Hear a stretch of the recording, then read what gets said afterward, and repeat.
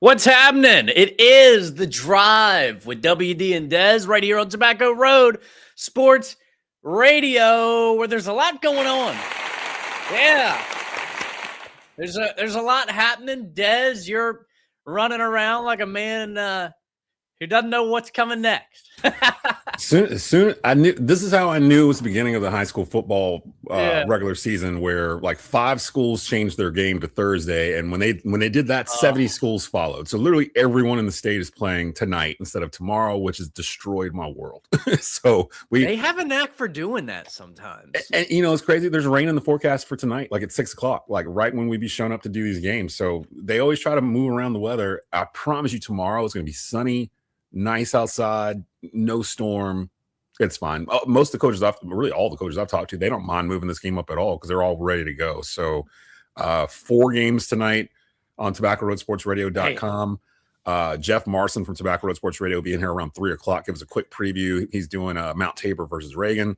We've got Walkertown versus Atkins. I'll be calling East Forsyth at Glenn. And the big one, Grimsley, hosting West Charlotte. So we got all 4 of those. You can listen to all 4 of them on Tobacco Road Sports Radio, and we'll get you ready for each of those games later on today. But we got a big show. We got a big show. We do. It's loaded up, not just high school football stuff happening, but we got this big news. Well, we already knew it, but it was like officially official yesterday. UNC, NC State, gonna meet in Greensboro for the tobacco. They're calling it the Tobacco Road Classic. So we're going to dive into that. Plus, we got a load of audio to get to in today's sound check. And we've got 3 guests on today's show. It's not only Jeff Marcin. At 3, we've got John Johnson of WXII Channel 12 making his debut on The Drive, I believe. Mm-hmm. Panthers Jags been holding joint practices this week. They play in Jacksonville tomorrow night. So we're going to talk all things Panthers with him. And then we're going to welcome in David Glenn. Welcome him back to the show of the NC Sports Network for the Sports Buffet. So there's a plethora of things that we could get into with him. So we've got tons to do, tons to get into. Glad you're here for it. But Dez, we got to start with the most important thing. I mean, for God's sakes, we're on Tobacco Road Sports Radio, and they're calling it the Tobacco Road Classic. Love the name. As soon as I saw it, I was like, oh, that's great. That's so I great. love this. So it's going to be, just to kind of give you some of the details of this before we dive into our thoughts on it, it's a non-conference game. If you ever thought there was going to be such a thing between UNC and NC State, a non-con, it's going to be December 15th. And it's going to be at the First Horizon Coliseum, but we know it as the Greensboro Coliseum around these parts. And I'm not going to call it anything other than that. I will never call it the First Horizon Coliseum. Yeah. Just like I will never call Gate City Boulevard. That is High Point Road. That's right. And Lee Street. That's not going to be anything else.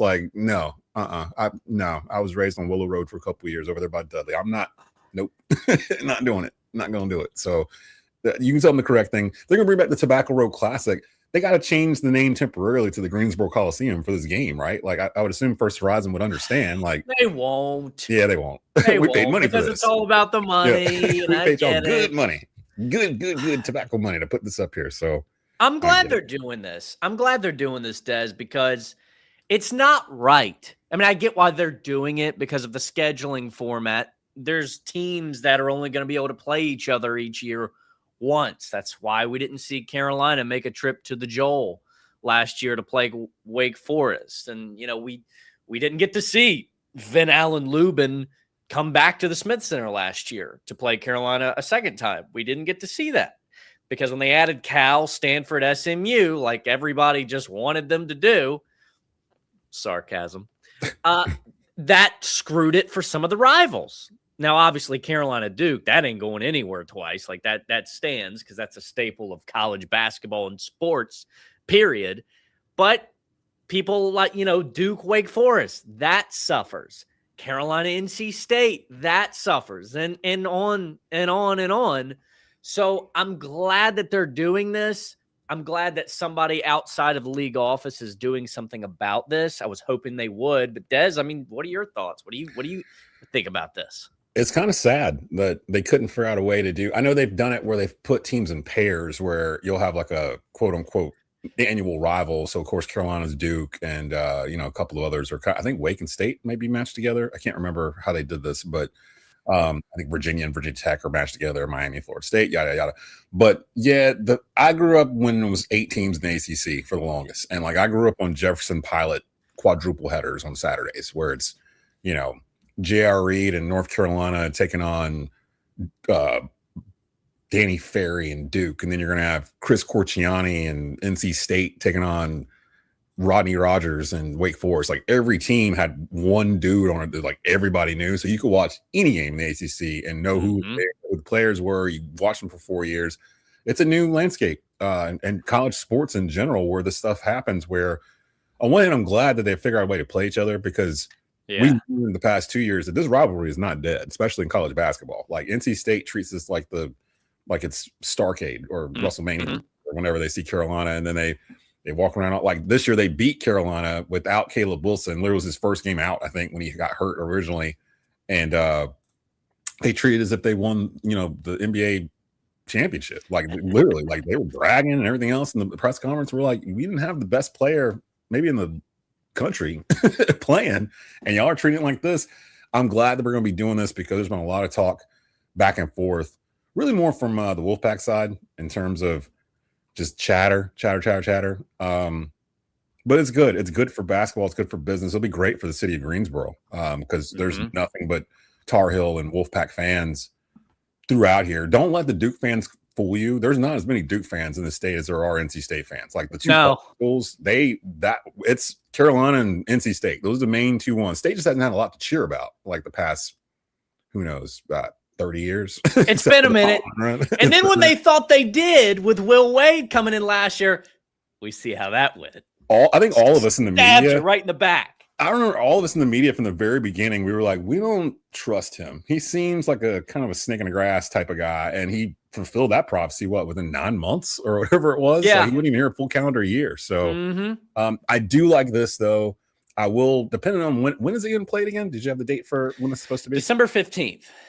All right. So December 15th will be probably in Christmas break for school. The state football playoffs should, in theory, be over at that point. Fingers crossed. So I might be able to go to that game. We might be able to get some media passes or something and get to that game. Well, yeah, we'll figure that out. So let me ask you this, because this is where my brain has been ever since this news broke that this was going to happen.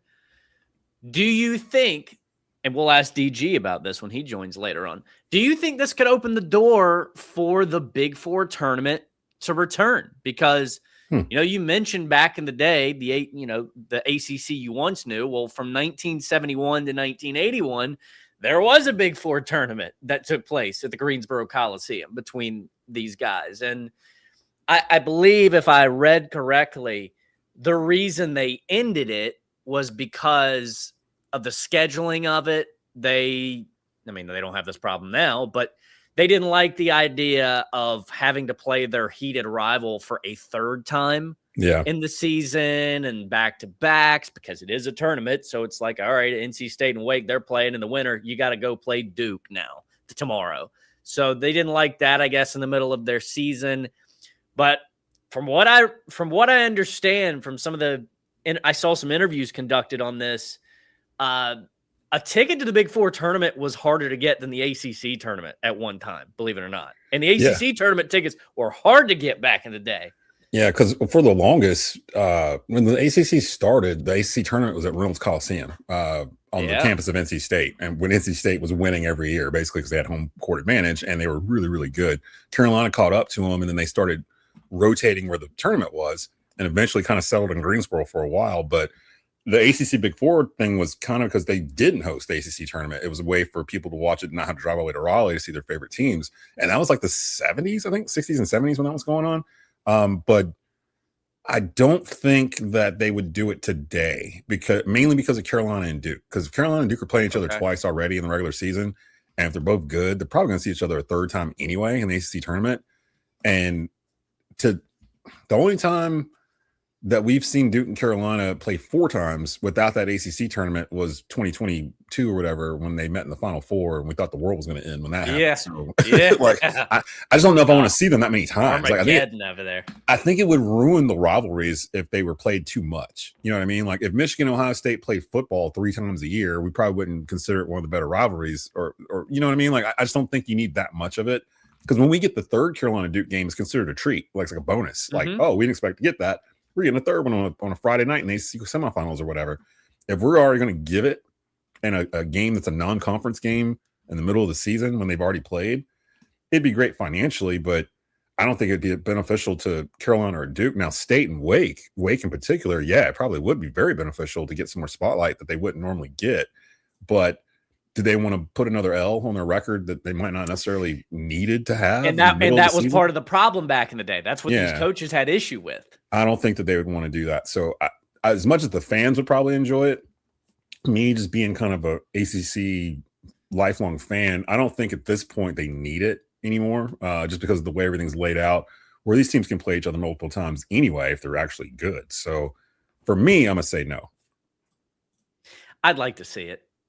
I mean, and I get all the reasons that the coaches wouldn't want to do it. I'm split. I feel like, I don't know.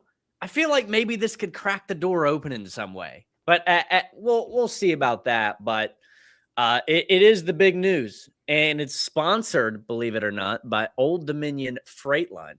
Because when I heard about this, I was wondering, I was like, who could sponsor this? Because this has Cookout written all over it. Bojangles. Or Bojangles. Or, Bojangles you know. would be my first one, yeah. Yeah. Stamey's Barbecue. Dude, right across the street. It's right there.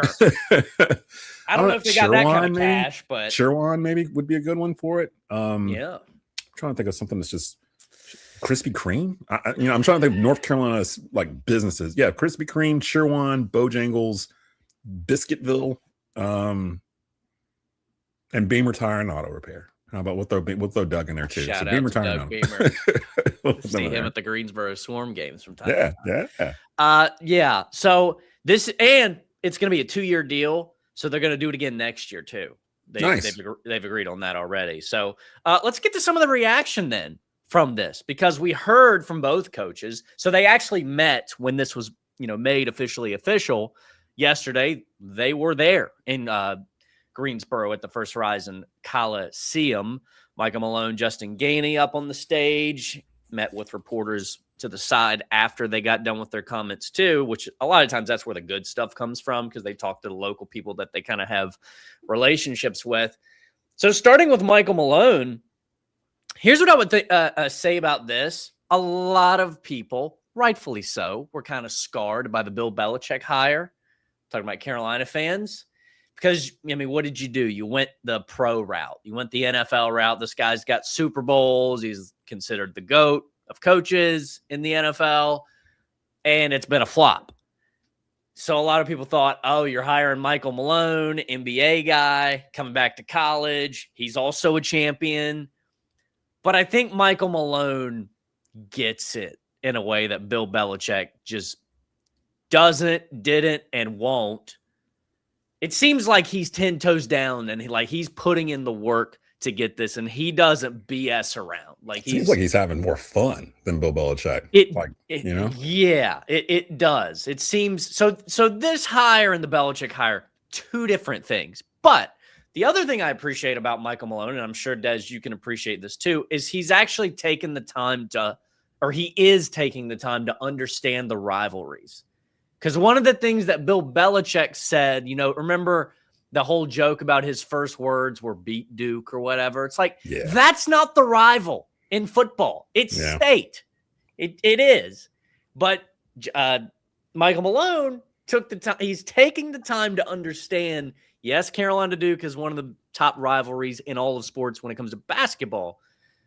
But Carolina and NC State fans, they go at one another in a way that I don't know that Carolina Duke fans do. I think we can all admit that. Yeah, that's Carolina Duke is more like a spotter you have at the gym, but you hate him, but you need him. So you're not going to lift as much if Duke ain't there. If Duke is there, you're going to lift and you're going to be sore the next day. If Duke is out that day, you're not going to lift this much. You're going to be like, that's good enough.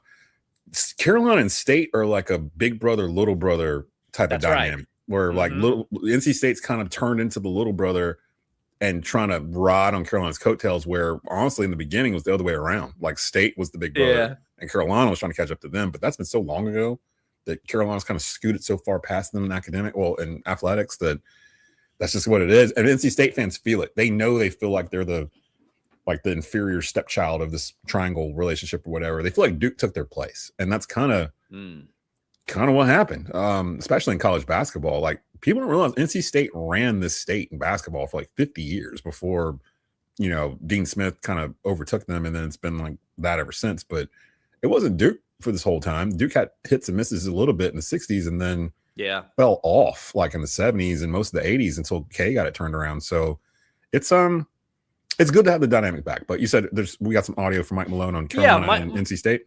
Yeah, here was Michael Malone talking about the UNC and NC State rivalry.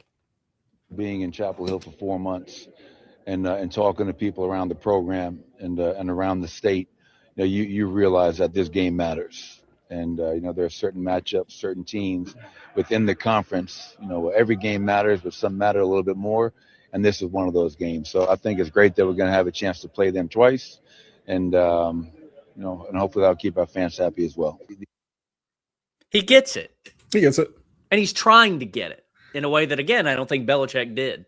I think it helps that Michael Malone has a daughter here playing at Carolina, and she plays volleyball. And I guess he was on campus for a whole year at her volleyball games before he eventually took this job. And I think he mentioned he turned down his job like 3 times before he finally took it. He did. And he got a chance to see up close and personal what it is, like the Tar Heel way, the campus, the rivalries, everything else. Because if it's a rivalry in basketball or football, it's going to be a rivalry in volleyball too. Like, they're going to get hyped when NC State comes to Chapel Hill to play volleyball. So he gets it. And I like that. I like that he's not just collecting a check in an office somewhere where no one can reach him and have any idea if he even wants to be here. It seems like Michael Malone wants to be here.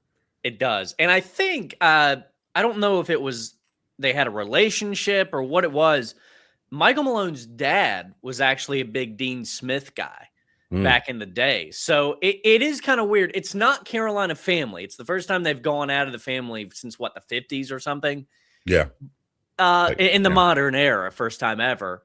But he does have an appreciation. And I listened to him. He sat down and did an interview the other day with John Rothstein. And I listened to that earlier today. And he was talking about the fact that he does have that respect for the Carolina family. That's why he's got Deion Thompson, champion, on his staff. That's why he kept Sean May, champion, on his staff. He's got B-Rob on his staff. And he confides in Roy Williams. So just because you go outside the family doesn't mean you don't keep family in-house. Anyway, here was something else that Michael Malone seems to get. The aspect of how important Greensboro is to all of this and the ACC tournament, what it means, or at least when it was here regularly. I think it's going to be back this year. Yeah, I think it is. Yeah, I think it is. Yeah. But here was Michael Malone talking about, the importance of Greensboro. The ACC tournament used to be here. Sunday 1:00 was the ACC championship game. And so getting back to that. And so we play an exhibition game here against USC. We play state. We have the ACC tournament here, as you mentioned. So all this is new to me, but it's not lost on me what this means. I like that. It's new to me, but it's not lost on me. I like that quote. I like he's not trying to fake it either. He's not trying to come in like we've instigated that Belichick's possibly doing. It feels genuine. Like he understands his limitations and he understands. Oh, my light went out. And he understands that he has a lot to learn, but he wants to learn. The rivalry and everything that makes it special. Because to me, I've said before, Carolina Duke is the greatest rivalry in all of sports, because not just because of the proximity to each other. It's one of the few rivalries you can really say it's like dead even, like in terms of wins, between the two, because usually most of the other rivalries like Alabama, Auburn, Michigan, Ohio State, Michigan is lopsided. It's lopsided, yeah. Like Alabama, Auburn's lopsided towards Alabama. Like I think Auburn's only beaten them a couple times the past 15 years or whatever it is. So Red Sox, Yankees, it's lopsided towards the Yankees history wise. So those are great rivalries. Lakers Celtics own that rivalry overall. Like, this is the only one that's out there where it's literally like the point differential is like 2. Like they both won the same. Like over the past 100 games, they've each won 50 or something crazy like that. So, and they're 8 miles apart. So these kids are going to the same barbershops. They shop at the same mall. They're eating at the same McDonald's. So like you're right there. So like there's nothing else like it.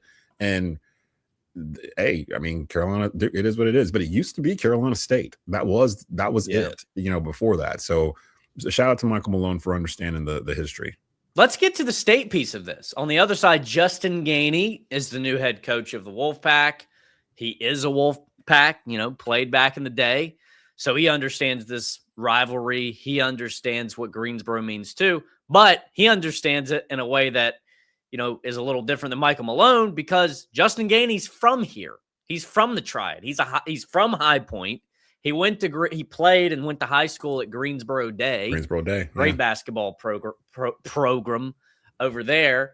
And, he talked about what it's going to mean to be back as a coach now of NC State in the Triad. It'll be special. It'll be like a home game for me. It'll be a home game for me. I get to get back home and be in the Greensboro Coliseum. First Horizon Coliseum. That's going to take some getting used to. It's special.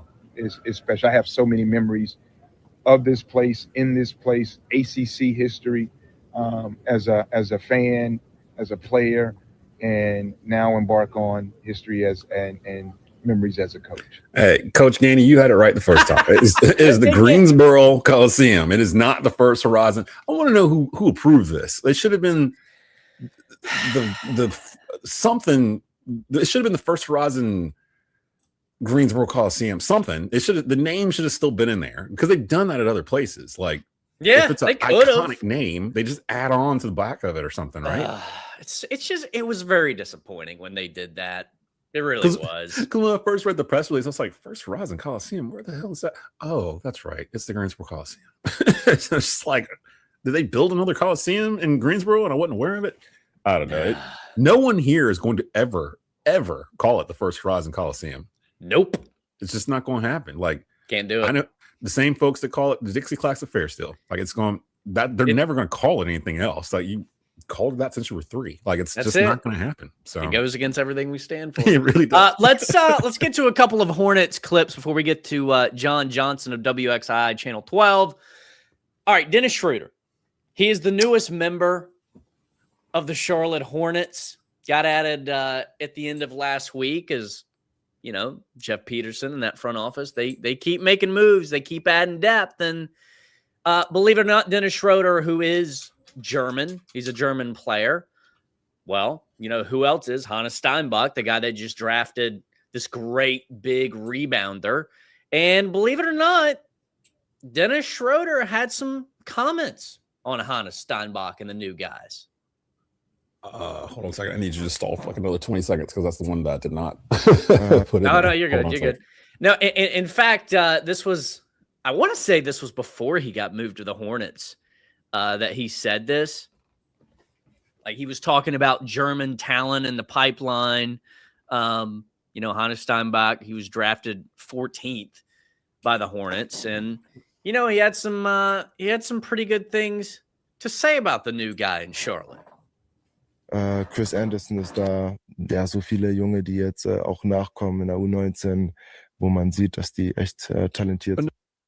Did I forget to mention that? Did I forget to? Oh yeah, that's right. It was in German. Oh, okay. I was like, am I having a stroke? Like, what's happening? Let me transcribe this for everybody real quick. So he went on a German podcast, and before he even got moved to the Hornets, he said, in terms of the German talent in the pipeline, he said, quote, "There are so many. Hannes Steinbach was drafted 14. He is very strong, very young. He is one of the top, said it 3 times, prospects right now." And now they're teammates on the Charlotte Hornets. Again, I keep going back to what Charles Lee said. I think they're going to be better than people think. I think they are too. Just looking at the makeup, I think the problem is that people they left last year with the idea of, oh, this could be more. And they didn't understand the Hornets had they had no thought behind keeping that core together from last year. They overexceeded, basically. And when they overexceeded, like, it'd have been different if they didn't make the playoffs. Like, if they came in like the 11th seed or whatever, or just didn't make it past winning that playing game. Let's say they lost that playing game. LaMelo loses the ball out of bounds, they lose the playing games, and it would have been a lot easier to swallow them trading LaMelo after that. But you got an extra quarter of basketball of it, and he won the game. So it was like, oh, why are you breaking up the group? Why are you breaking up the Jackson 5? What are you doing? What are you doing?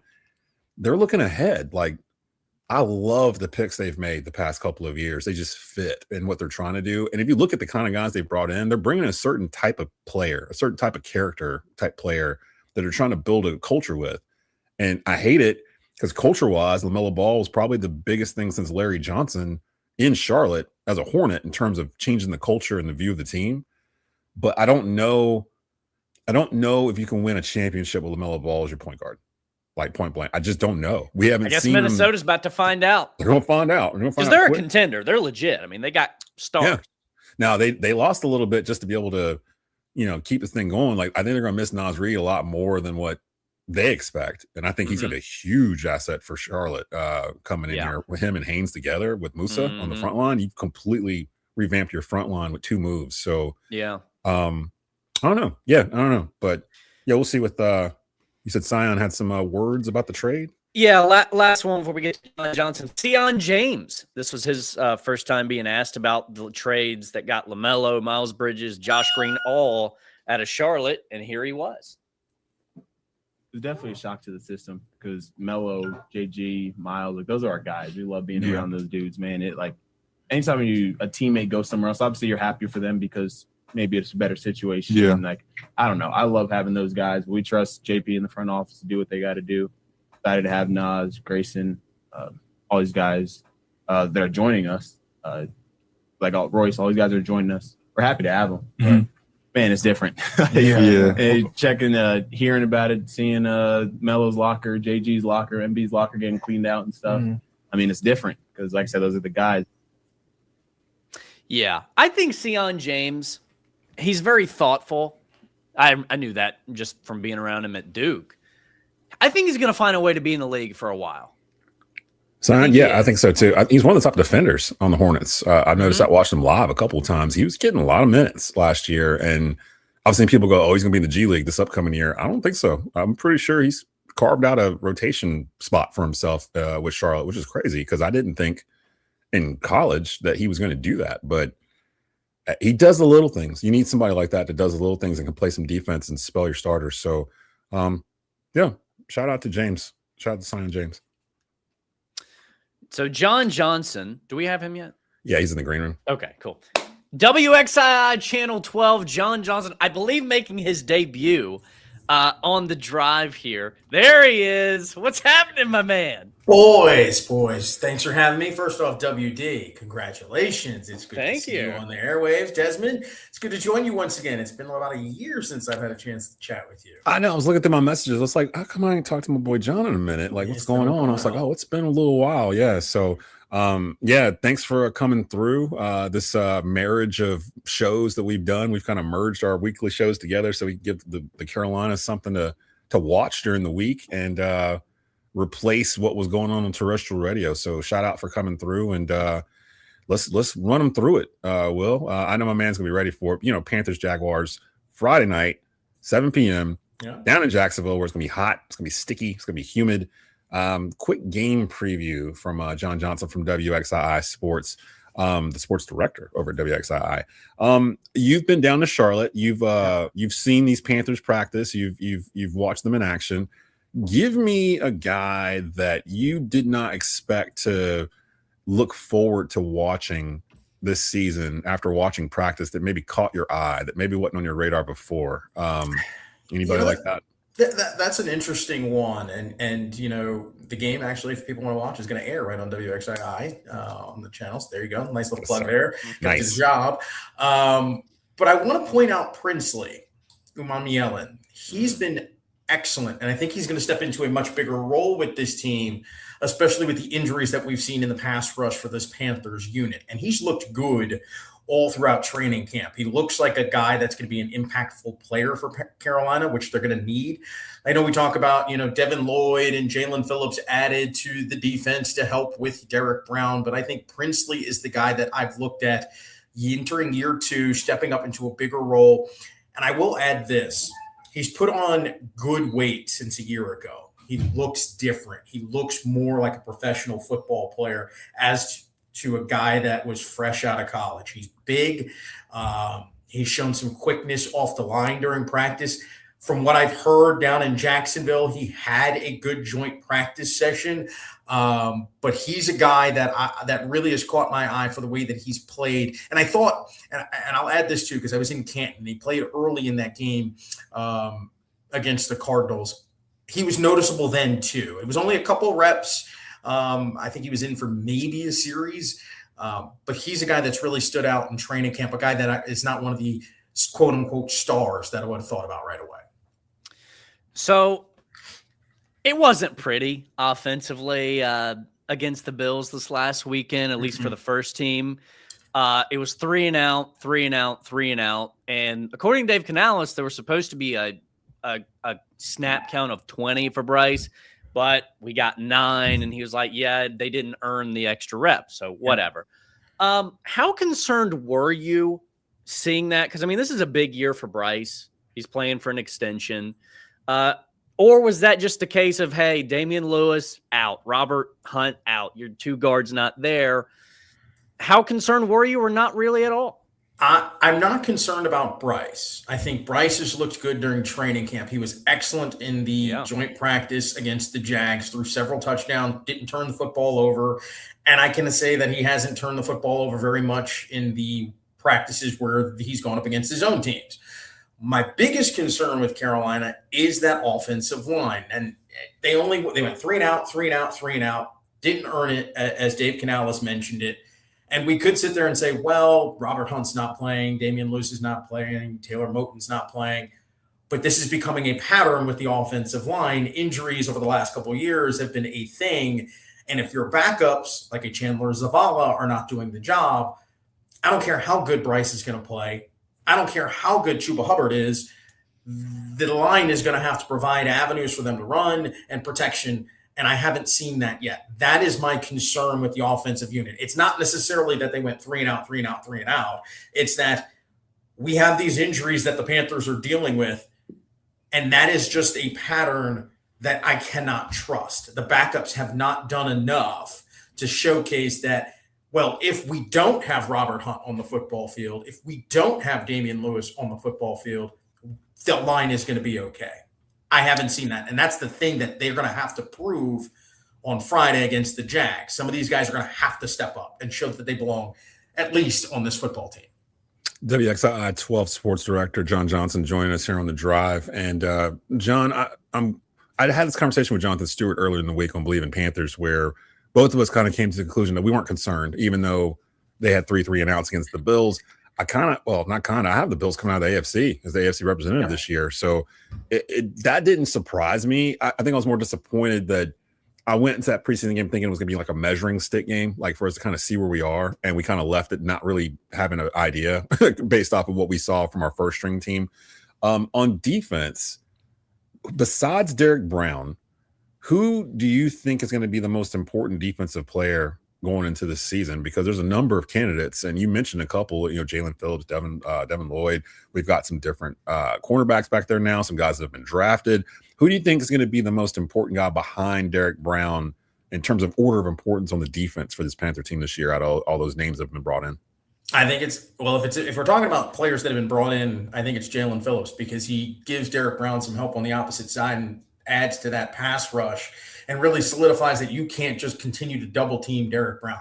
I look at these NFL top 100 lists and I see Derek Brown sitting around, 80 in the 80 range. And I'm like, I don't think people are really watching football to see how good this player is. Derek Brown is an absolute monster. And adding a guy like Jalen Phillips on the other side is going to free up Derek Brown to be even more impactful. So I would say he is one of those guys that you can circle, right, as one of those impact players that are going to help. But if I was to look at in the secondary, I really need to see Mike Jackson and J.C. Horn do it again.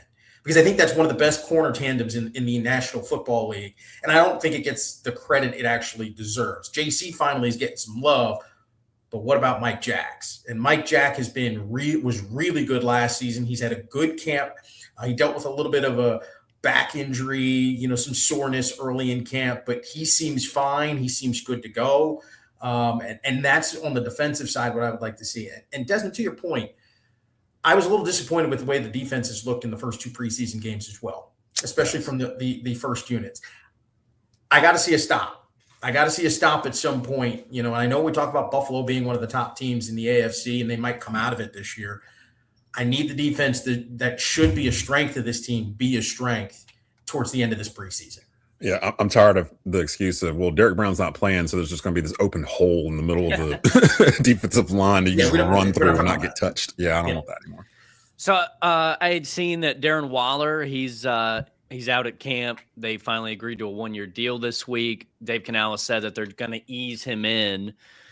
The tight end position is very fascinating to me because you've got a group of guys like JT Sanders, Tommy Tremble, Mitchell Evans, and now you add Darren Waller to it, who actually had a pretty nice year, solid for the Dolphins last year. What do you make of the tight end room? Do you think Darren is the job just up for the taking? Do you think Darren Waller is going to have a big impact? Like, where are you at right there? I think it signals you're on the clock for some of these guys. Tommy Tremble's one of their better blockers, right? Like he's an excellent, blocking tight end. I think he's fine. But JT Sanders, we need the offensive production from you. We need you to become that security blanket to help out Bryce. And it wasn't something that we really did last year, especially when we saw X struggle at his position. Bryce really only had but one real target that he could trust all the time to throw the football to, and that was Tedero McMillan, right? Well, you bring in a Waller as a guy who's been a Pro Bowler. He can stretch the field. He had good numbers with Miami a season ago, and he gives the Panthers a tight end who could be a security blanket for them. You hear Dave Canales talking about wanting to be a physical football team. They want to run the football. Well, when you're able to establish the run, it opens up the pass game, and you really can open up your pass game if you have a pass-catching tight end who can stretch the field vertically over the middle, who can make some guys miss, and really becomes that safety blanket for when Bryce has some pressure. And we're talking about the offensive line earlier ago. He can dump it off to a tight end and let him do some damage. That's where I think Waller is. And I think it does say, hey, JT, you're kind of on the clock here. We need you to step up. One thing that I've noticed with Panther fans, and this goes back to Cam Newton too, you're going to have half the Panther fan base in love with whoever quarterback is, and the other half just looking for excuses to get rid of him, no matter who it is. Mm-hmm. This goes back to Jake Delhomme, really, like even further back. What does Bryce need to do? Like, what's a successful season for you, for Bryce Young, to justify an extension? Because really, I mean, he's in year 4, and they did give him his 5th year extension. But I feel like this is the year he has to kind of show that it's not going to be good day Bryce Young, bad day Bryce Young. Because, I'm sitting there trying to rack my brain. Have we seen a 3-game stretch of Bryce Young being great? Like, we haven't seen that yet, have we? No, I think you're right. I think for what fans want to see, and I think what the organization wants to see, considering that they haven't come to a contract extension with him as of yet, is that consistency. Now, I've seen some of that here in training camp. I thought Bryce's looked really good. He looks more comfortable in this 3rd year under Dave Canales as the head coach, because it really is Canales' offensive system, even though Idzik is now calling plays. For me, I want to see Bryce to continue to take those same steps that he took a year ago, where he had the career year in touchdown passes, where he was unflappable late in football games. But I want to see him also be consistent. The one thing I want to caution against is, if Carolina goes into the early portion of the season, and mind you, the schedule for the Panthers is not easy this year. If they go into the early portion of the season with a lot of injuries on this offensive line, and Bryce is facing pressure up the middle, and they start the season slow, I don't want to see this fan base throw Bryce out right away. They will. This is more than just him. Will. You know what I'm saying? This is one of those things where Bryce is going to have to be the sum of the parts around him. And that's just the way it's going to be. And I think the organization is going to have to face something at the end of the season where, hey, if you look at Bryce, is he the guy that's going to be consistent and good enough for you guys to be a consistent playoff contender?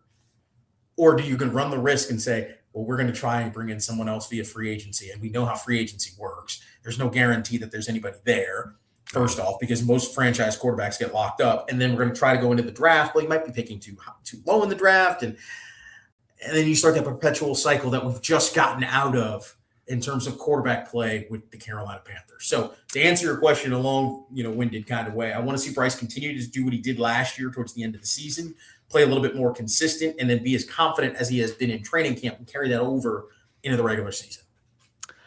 Are your Birds going to get a wild card spot? Look, WD. My Yankees aren't helping. My no. Yankees haven't helped you the last 2 nights. First off, that's a home run last night by Pete Alonso. I was watching the game. Okay. This is just one of those things where that's a home run and it's a different ballgame, right? I don't know. The Orioles are so Desmond, the Orioles are so mind-boggling. Like weird. Why are you putting yourself through this, man? Like, listen, I've probably in the last, I don't know, this year alone, I probably missed a handful of games. I watch every night. oh, So I am invested. dedicated to. Oh yeah, dedicated, invested. I can't figure it out. Offense goes cold. Pitching is great. Pitching's bad. Offense is great. Can't figure them out. And then you sell everybody. You're sellers. rinse, wash, repeat. Do it again. Listen, you know what? I don't think my segment is long enough. It's not. All the things that's wrong with the Orioles. Well, hey, maybe next time we see you, they'll kind of figure things out, and we'll have more of a baseball segment, and it'll be. I doubt we'll be close to the fall classic by then. So I've been saying that for like 30 years. See? Yeah. I'm sorry, man. I'm sorry. Fandom, it's a fickle creature for sure. It is. John Johnson from WXII Sports. You can check him out throughout the week over on WXII Channel 12 here in the Triad. And again, Panthers Jaguars is at 7:00 tomorrow, Friday, on WXII Channel 12 here locally. The Panthers television network, I'd imagine, is the one doing the game. So you'll see, so you'll see your regular faces from the Panthers there, or you can listen on the Panthers radio network. My guy Jonathan Stewart, Jim Zoki, and the guys from there, they'll be doing that game as well. So appreciate you coming through, John, and we'll definitely bring you back on here really, really soon. Boys, it's good to see you. Thanks for having me again. There it goes. That's John Johnson from WXII, and some folks in the comments. WD, appreciate Dez keeping the vehicle on the road from Jeff Leal 757. Yeah. And Jay Davis, unique in the house, who's a regular. He's in here every day. Let's go Cubs. Are Cubs having a good season right now? Oh yeah. I got to keep track of this stuff as we get closer to the playoffs. That's when I kind of start locking in on baseball and trying to figure out what's going on. But again, we're loaded with guests. We kind of back-ended all of them for the show today, and waiting in line in the green room to come in. We call him the godfather of North Carolina sports talk here, Mr. David Glenn from the North Carolina Sports Network. What's going on, DG? How you doing? I'm doing great, guys. Always fun to be with y'all. Yeah. So we got questions, DG. We always have questions when you bring me through. We decided to make it more ACC football focused today. John Johnson just came in before you from WXII 12, and the entire state moved their high school football games to tonight. So deep down, I'm panicking because we have 4 games tonight, but we'll get them all through. Including Grimsley versus West Charlotte and East Forsyth Glen. Everyone can hear that on SmackRoadSportsRadio.com. But Will, you want to start this off with some ACC football questions as we've been doing our Big 4 previews? DG back in the States, and we want to ask you a couple. Yeah, let's get into it. So I had seen that Carolina finally named their QB1, named Billy Edwards from Wisconsin. And, for all the Tar Heel fans out there, that with a completely brand new quarterback room, they may not know a lot about him. What can they expect from Billy Edwards at QB1 in Chapel Hill? Well, the good news is that unlike every other quarterback in that room for the new offensive coordinator, Bobby Petrino, Billy Edwards Jr. has played high-level college football. He was the starter at Maryland 2 years ago. And he was good enough to be named the starter at Wisconsin 1 year ago, but last year he got hurt and missed most of the season, which is why he got a medical red shirt, and he is now a 23-year-old, 6th-year senior. And we know that one of the things Bill Belichick likes about him is that even when he played on, and it was a bad Maryland team 2 years ago when he was the starter, not a very good offensive line, not a very good defense, But the guy threw only 9 interceptions under those circumstances, and the Terrapins lost only 6 fumbles all season. So Belichick, as much as every coach loves big plays and offensive fireworks, Belichick starts from the standpoint of minimizing mistakes, right? Don't hand anything to the other team. Well, Billy Edwards Jr. has been around for a long time, and that one season at Maryland where he was the starter, it was a 4-8 season. So it's not like, I mean, he was 3rd in the Big Ten in passing yards per game. So that's pretty good in that league, but not a successful season for the team. But it was really more about a bad defense, a bad offensive line. And under those difficult circumstances, Billy Edwards kept his composure, didn't turn the ball over hardly at all, relatively speaking. And I think that's why he beat out the other guys in that quarterback room in Chapel Hill. DG, I wanted to go over to the newly released AP preseason poll, and this can go a number of different ways here. Of course, we can't count Notre Dame, but Ohio State comes in number 1, Oregon number 2, Georgia 3, Notre Dame 4, Texas 5. Defending national champion Indiana came in at 6, and the first ACC team you get to is national runner-up Miami at 7. I think we're all in agreement that Miami is probably the team to beat in the ACC. But as I start scrolling down, I start looking through the rest of the top 25, and I don't come to another ACC team until number 24, and that's Louisville. Is Louisville, in your mind, the second best team in the ACC going into the season, or is there a team that we're not talking about that's going to end up creeping into that top 25 before we get to the end of September? Yeah, I would say don't sleep on SMU. Remember, the Mustangs won the American Conference. They're in there too. They're number 19 in that league. And then, they played for the ACC title soon after joining the Atlantic Coast Conference. So the head coach there, Rhett Lashley, is averaging about 10 wins per season. They even have like a mini preseason Heisman campaign going for – there's only so many ACC schools that have a returning starter at quarterback. Right? We have CJ Bailey at NC State here in our backyard, and that's a big part of the optimism surrounding the Wolfpack. But in today's day and age, it's one thing to have a returning starter at quarterback. It's another thing to have that guy back under the same head coach, running the same system for the same offensive coordinator. I think there's only like 2 or 3 teams in the entire ACC that fit that description. Wow. NC State is one with CJ Bailey, and SMU is another with Kevin Jennings. So even though Louisville, for example, looks like a pretty good team, they are breaking in a brand new quarterback at Louisville. And that's always just a little bit of a nerve-wracking butterfly type moment. But SMU, I think, is a legitimate team. Louisville, if they get quarterback play, is also a serious contender.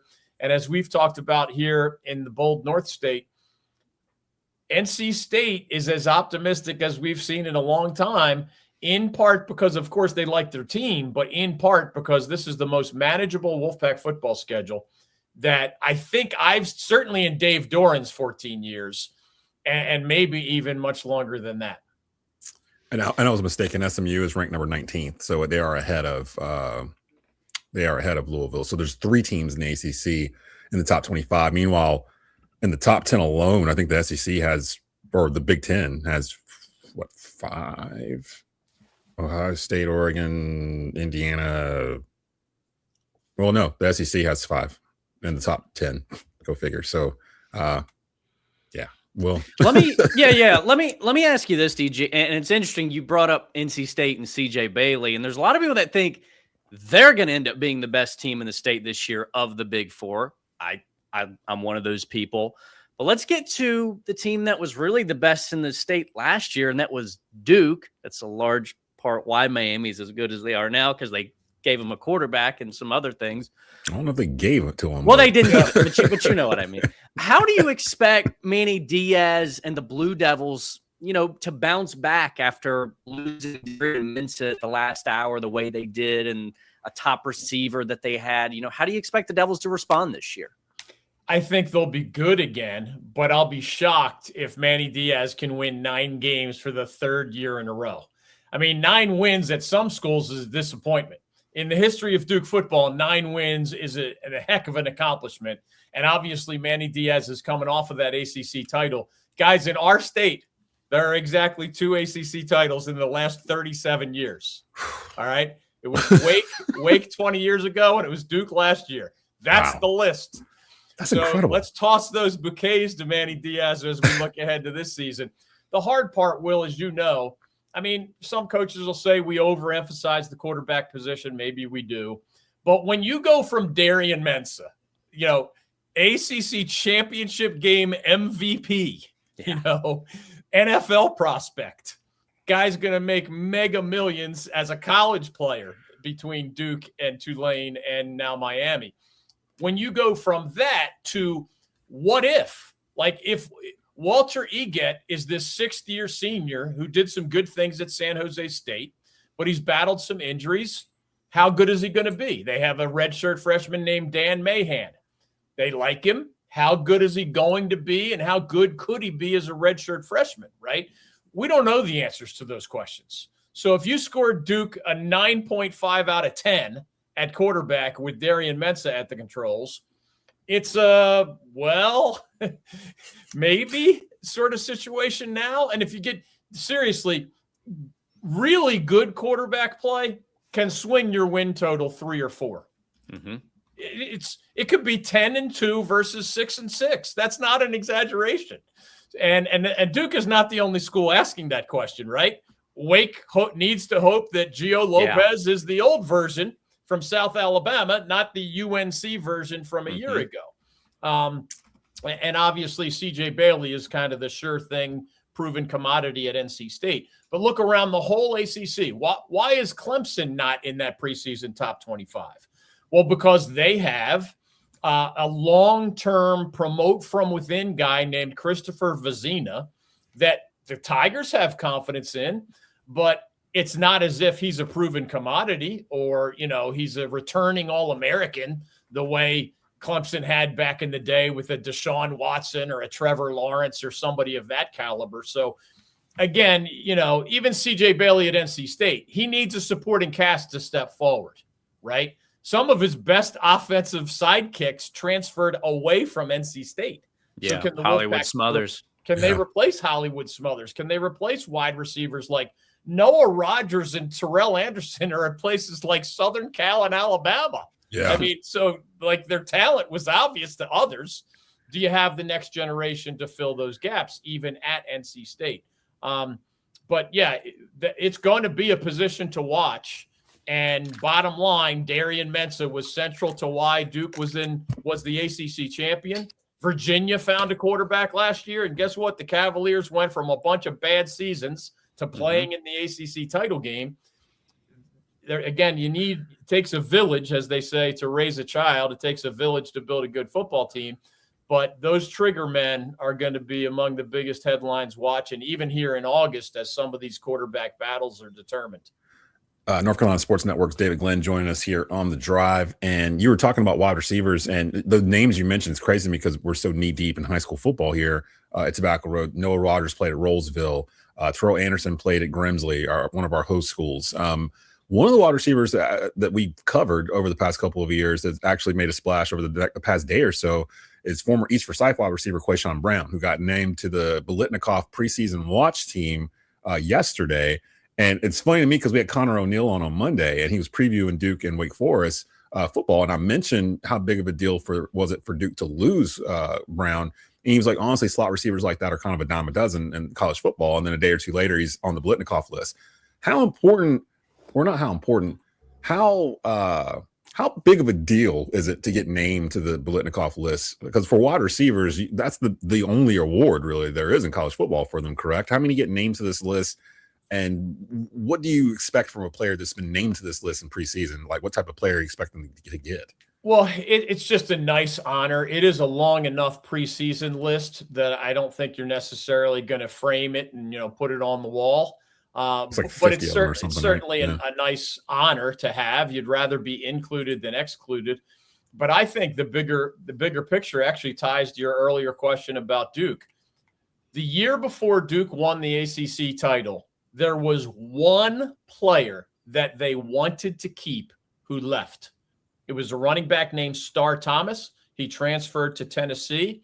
If you lose only one guy you wanted to keep in the modern college football game, you are ahead of the curve. For example, Florida State lost 11 starters from last year's team. Boston College and Cal lost 8 starters each from last year's football team. Pitt lost 7. Duke lost 4, which is not as bad a number, but the 4 were all ACC quarterback Darian Mensah, all ACC wide receiver Cooper Barkate. Both of them are now at Miami, so you got to compete against them in your own league. Brown is now at Virginia Tech. He was an honorable mention all ACC guy. And there's a safety, Terry Moore, that's now at Ohio State. So on the one hand, you lost only 4 guys you wanted to keep. On the other hand, all 4 received some level of all ACC recognition. And all ACC guys are not easy to replace. Starters are not easy to replace. Certainly all conference guys are not easy to replace. So Brown has been that as a return man. He is a dangerous wide receiver. He is fun to watch. But he's going to be playing for the Virginia Tech Hokies instead of the Duke Blue Devils. And that kind of carousel, a player carousel, man, it hurt NC State with those names we threw out earlier on offense. It's one of the only questions lingering over this optimistic season with the Wolfpack. Are we going to be stuck in December saying, man, Dave Doran had a nice season, but what if those other offensive stars had stayed instead of playing for Southern Cal and Smothers is at Texas and Alabama? I mean, darn. That sounds like the NC State narrative, like already. Like, right? Like I can hear this like in November. And it could be that narrative at Duke too, because again, leading into the year, they won it all. They lost one guy that they wanted to keep. I don't mean their transfer number was 1. I mean, there's a big difference between backups transferring and end of bench guys transferring and developmental guys transferring. If you lose only Miami lost 0 guys from last year's team that they wanted to keep. Wow. 0. That's incredible. SMU and Louisville, they lost 1 each starter, but they both say we didn't even really want that guy back anyway. Right. So 3 of the ACC favorites are not letting anybody poach their roster. And that's a financial thing. If you have enough money, nobody's stealing your starters. And the 3 teams you named are the 3 teams that are ranked in the preseason top 25. The ones that lost the least amount of guys. They're spending big money to obtain players, but also to keep players. And in our backyard, nobody, not Duke, State, Carolina, or Wake, would be considered, the highest budget football programs. And in the college level nowadays, you run into problems like not exactly salary cap issues, but if you know what your budget is and all these other schools are going after your 8 best players, you know what happens? You get into a room. If we were the coaching staff, Dez, you're the head coach. Will, you're the OC. I'm the defensive coordinator. We get in there and say, hey, we don't have enough money to keep all 8 of these star players as Alabama and Southern Cal and whoever's. And we got to decide, all right, who do we want to keep the most? Who do we think is at least replaceable because we have other guys on our roster? But unless you're the wealthiest of the wealthy, you're not going to keep all your favorite players every year. And it's just another one of those things where the playing field is not level. And in this new financial world of college sports, it's maybe becoming even less level than it was in the past. Where's Louisville getting all this money? Because I just started thinking about the basketball roster they just constructed, and they just paid Seth Troll $3 million to come over there, and he might not even play half the game. And the Louisville football team, you said they only lost 1 player that they wanted to keep. How are they paying for this? I don't understand it. Like, it's mind-boggling to me how they're doing this. It's different at every school, but I'll say 2 things. Number one, a lot of schools, and I don't know this to be true at Louisville off the top of my head, but a lot of schools are going into massive debt to pay all their athletic bills. It is a serious issue across college sports.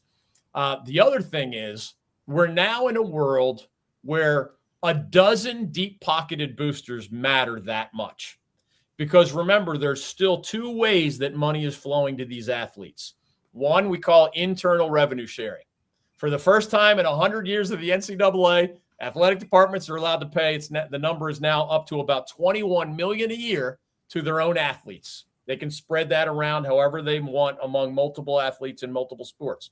But the other avenue besides the internal money is still name, image, likeness money coming from corporations and boosters who own organizations funneling that money through businesses that they own. If you have a handful of just SMU is based in an oil state of Texas, right? SMU's got a lot of deep-pocketed boosters who helped finance, remember, their transition to the ACC.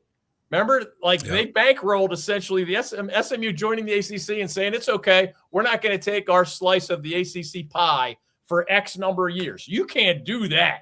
Yeah. Unless you got a whole bunch of oil barons and others lining up saying, yeah, we got you. We got you. A little money. And I'm talking hundreds of millions of dollars.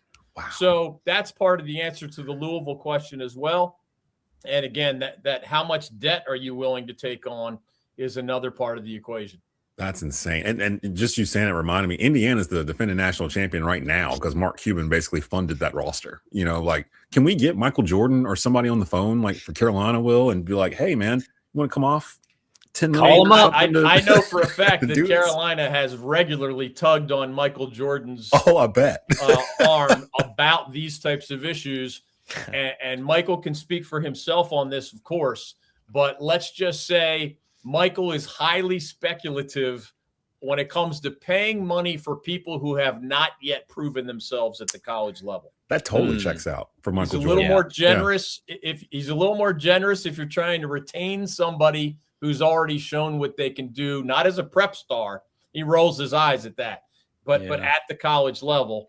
But I've been told by many people at UNC that's his view of the universe, so to speak. He's not coming up off of any money. Like he barely spent when he owned the NBA franchise. Like I don't think he's gonna throw money at this. To Michael's credit, he's been generous in the charitable context. Oh yeah, like now bankrolling hospitals and community initiatives, etc. But you're right, he was not a big spender as an NBA owner. Yeah, he ain't paying John Smith, a 4-star recruit, to come here and play basketball for Michael Malone. David Glenn, appreciate you coming through. Of course, we affectionately call you the godfather of North Carolina sports talk here, and it's accurate. I did. Jay Davis Unique did put in there. I want to put on while you're still on the screen. Miss Josh Graham's "I'm a Blitnikoff voter" bit there, and I was going to mention that he always does it. He always does it. But if you don't know, Josh Graham is a Blitnikoff voter. So he votes. Yeah, he does vote. So he has a say. And we'll get him on sometime soon too. DG, always a pleasure, man, and we will talk to you very, very, very, very soon. Always fun, boys. Keep up the good work. All right, there he goes. That's David Glenn from the North Carolina Sports Network. We are trucking along here man. On a busy Thursday. Oops, I didn't mean to hit that. Before we get out of here again, WD, high school football has been moved up a day. The state was supposed to start kickoff tomorrow across the state for all the high schools. Apparently there's some kind of weather coming through here tomorrow. It's supposed to be severe thunderstorms on Friday. So they've moved the games up to today. I think over 70 games got moved to Thursday. Out of those 74 of those games, Tobacco Road Sports Radio has.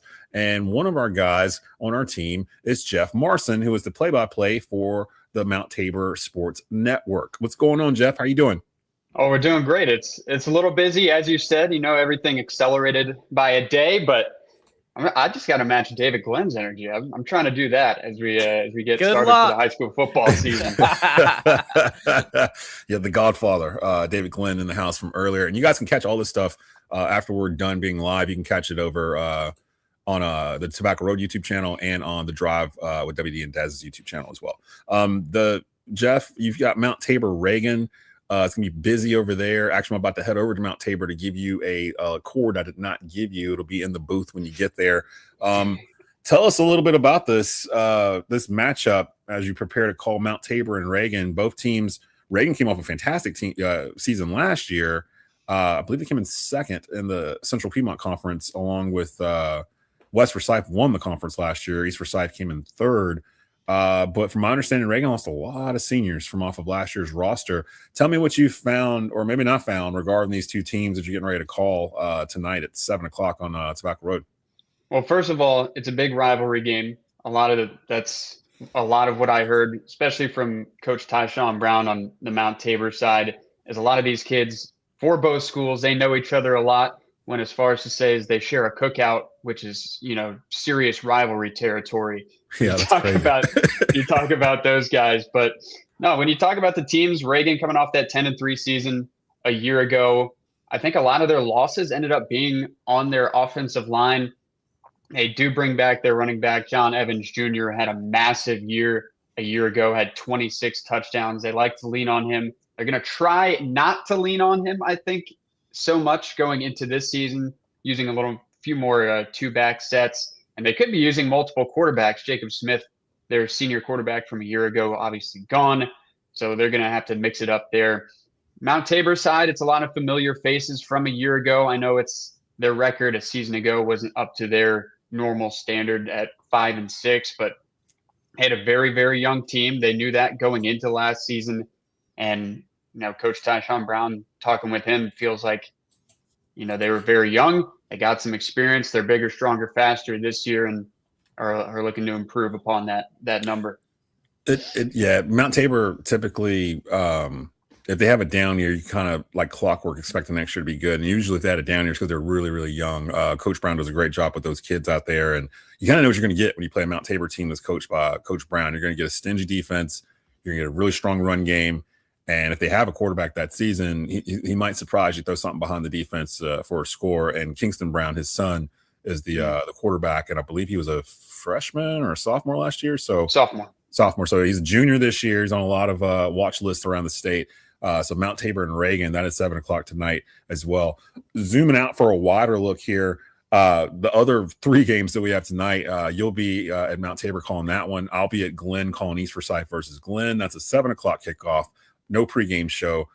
Jeff, you guys are coming on like at 6:45, if I'm not mistaken. 6:45, that's correct. So we have a quick little pregame with interviews with both the coaches. You can hear that exclusively on tobaccaroadsportsradio.com. If you go to the top of the website, click on high school sports, I believe it is, it's a tab. And if you open that page up, it's going to have a player for each one. Grimsley, Mount Tabor, and Walkertown, who came on this year. Walkertown's taking on Atkins week 1. That will be Mike Fanning on the call out there in Walkertown. And Grimsley and West Charlotte, which was a thriller last year. Faison Brandon winning the game with a sneak-in quarterback sneak touchdown right as time expired, I believe in overtime, for them to win. That play actually broke Faison Brandon's hand. He missed the entirety of the regular season last year. Brody Lowe, the freshman quarterback, comes in, keeps the train on the tracks. They go undefeated through the regular season. Faison comes back for the playoffs, and Grimsley completes the undefeated back-to-back state championships in 7A. They're going on that quest again this year against the West Charlotte team that many people, they're in 8A, but many people consider they might be a contender as well. Are there any other teams around the area?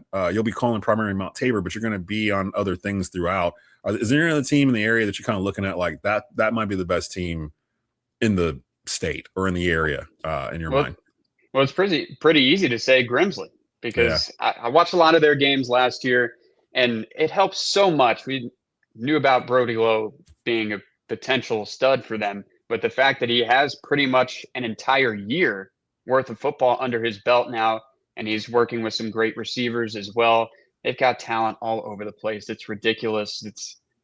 It's tough to beat, but Grimsley's again going to be in that mix for a state championship again.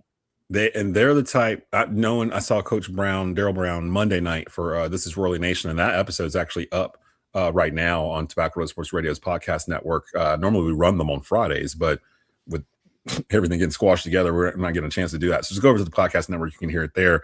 And just hearing him talk, he seems excited, but for the first time in like 2 or 3 years, I feel like he feels like he has a really young team. Like this is a young squad. The seniors that just graduated from Grimsley never lost a game as starters, which is insane to me that they went 2 years without losing a game. And they've got, I think, the longest win streak in the state. I think it's 30-something games right now, 35, 36 games right now. So they take on West Charlotte. They may have the toughest non-conference slate in the whole state. They take on West Charlotte, West Forsyth at West Forsyth, East Forsyth at East Forsyth week 3, which will probably be the biggest game of the state. And we will have that game on Tobacco Road. And then they take on, who's the 4th team? Verona High School in Virginia. Oh, yeah, Verona, up in Virginia, who won their state championship last year after they came down here and played Grimsley. So it's a tough slate for them, but those kids are very, very polished and good, and they are one of the better programs in the state. Jeff, we're going to get you out of here. but we'll start bringing you back through because I forgot you work for Learfield, so you're like polished. Like you've got this like polished style going on here, in the studio. So he's a pro. He's a pro. Yeah. He's a pro. We'll bring you back through too as well. But have a great call tonight. Again, you can hear Jeff on the call. Who's calling the game with you again? What was the other guy's name? Mike Collins. Mike Collins on the call with Jeff Marcin. Mount Tabor, Reagan. Make sure you listen to it on Tobacco Road Sports Radio. If you can't listen to it on your phone or your computer, it is the WTOB High School Football Game of the Week. It'll be on 96.7 FM and 980 AM in Forsyth County. That Grimsley West Charlotte game is the WCOG Game of the Week on 1320 AM and 105.3 FM. So again, we are the leader of high school sports broadcasts in the state, and appreciate everything you do, Jeff. And I may not see you later, but the court I'm bringing out there will. So you'll get that. You'll get that here. Oh, yeah. You are in the booth. They told me today you're in the booth. If you're facing the press box from the field, you're in the booth to the left. Good with me. The right side. As long as I got a view of the field. Yeah, you'll have a view. You'll have a little contained little box. So you guys will be all set and ready to go. So appreciate everything you do, Jeff, and have a great call tonight. Appreciate it. It's like Christmas came early. Yeah. And it's giving me an ulcer. It's okay. It's fine. Yeah. I'll make it through. It'll be fine. So there it goes. Jeff Marcin from Tobacco Road Sports Radio, who'll be calling Mount Tabor and Reagan tonight. We've got the 2-minute drill. We usually like to end things on a interesting note, maybe even go off the beaten path a little bit. And I don't know if you saw this, Dez, but there's this video that's gone viral. I think it went viral over the weekend. Yeah, I saw it. and it was this Detroit newsroom person who I don't know what they were doing. They were I guess they were trying to like shoot a promo or something, and she kind of lost her cool with her co-workers there in studio. And the one lesson here is the mic is always hot, even if it's not. It's hot.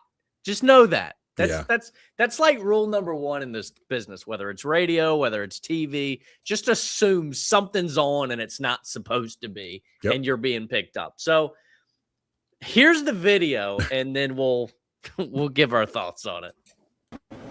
I'm gonna have to do that again. What's up, Trace? I think you're in a. I am. I'm in Amy's script, the Amy's Angels one. There was the second thing didn't make sense, so I was just trying to fix that part. And it's not even marked off. Like we're still working. I know, but I didn't have time because we have to do this, so I was still reading it. See, I mean, I can't wait for you to go through them all, and then I go through them because then I'm already getting ready by then. But this time we had to do the PSAs, so. That's the point. Finish what? What I was trying to say. Okay, because Sean just came in here and said something about marking off. Go ahead. I don't think you are. You're walking out really angry. Jeez, oh, Pete. That's a new one. Jeez, a Pete. Yeah. Jeez, a Pete. What the hell's going on around here? Can I please finish what I'm going to say? What the fuck? Grow up. Hands. Oh my gosh. I'm so done with her antics, telling on me every 5 seconds. I'm done. I know, but Yeah. That's Jizo Pete. Jizo Peas. Might be like a new all-time white phrase. I'm just gonna say it. Tell me. I mean that. Here's what I would say, man. And listen, you've been in this business a long time too, Des. So you can tell me what you think. But like of Jizo Pete. Jizo Pete. That was a dinger. Jizo Pete. Yeah, that's a banger. That was a zinger. We don't know the context because somebody that doesn't work in news or TV or just something where you're in front of a camera or on air in some way, it gets tense sometimes because you've got deadlines, you've got to get things done in a matter of minutes, and you've got to tape things to be ready to go in like 30 minutes or whatever. And somebody may not have been doing their job. Like she may have done that a couple of times. Somebody's not doing what they're supposed to do. It's making her job hard, and she's had enough. So we got it. We don't know the context. But again, I said, when you're calling somebody the B word, she was fine until whoever it was that was off camera started walking away talking to her. She was still having a cordial conversation until whoever said something and thought she was going to be the last one to say something. And the sports anchor was like, nah, nah, bro, that's not how we do it around here. And when she walked off still talking, that sports anchor or her demeanor changed like that. She was like, oh, okay, you're coming to tell me that I messed up and you're gonna walk out like you're my boss. Like it hit a switch. It definitely hit a switch. And she did not know she was on a hot mic. She did not know she was on a hot mic at the time. So I'm hoping somebody told her. Like, that guy at the end probably was like, hey, we're rolling right now, right? So my question is, how did this get out on the internet? Well, see, I don't know. You see what I mean? Like, who put this out there? Like, whoever recorded it and saw it was like, oh, you know what? This would be funny if I put this on Instagram. It would be funny if I put it on X. And then they put it out there. Like, I mean, the thing is, it's like it wasn't like a hot mic moment where it's like she just walked into a room and they weren't working. You know what I mean? Yeah, like she was getting ready to tape something. They were clearly taping something, so the cameras were rolling. But somebody took that foot. Maybe the coworker that walked out. She's like, you know what? I'll get her. Yeah, I'll show her and just clip it. And give it to TMZ or whoever got it that's originally. I don't know. The Front Row podcast said the same thing. Oh, that's a production assistant who put that out. That was a production assistant talking like to her, like, "Hey, you're not doing." Blah, blah. Nobody else would have access to it. Don't do that to the talent. Just don't. The talent's wired a different way than the production assistants are. Like, if you come at them like they're supposed to be doing more than what they're already doing, don't do that. Do not do that. I wonder if that production assistant will keep their job. I doubt it. Probably not. She's probably at home watching this right now. Like, man, yeah, I'm just trying to get this in. Oh man. So anyway, that's a fun note to end the show on. We'll have a Panthers preseason game to react to when we get back on Monday, and whatever else. Might have some news. Might have some announcements to announce by Monday. So definitely keep it locked here. And again, shout out to everybody that's been watching us live. I don't know why, but for some reason, Twitter is like the spot for live views for this. But if you missed it, if you missed any part of it, John Johnson from WXII, the Godfather David Glenn, Jeff Marcin from Tobacco Road Sports Radio previewing high school football. If you missed any of it, you can go check it out on YouTube. Right now, it may be up on Facebook before the day is over with, but you can definitely go check it out on YouTube. Just type in The Drive with WD and Dez, and it'll pull up the different spots where you can find it there. So anything else you want to hit before we get out of here? I don't know who our guest is going to be on Monday just yet. I was trying to get Joe Giglio, but I wasn't able to get him.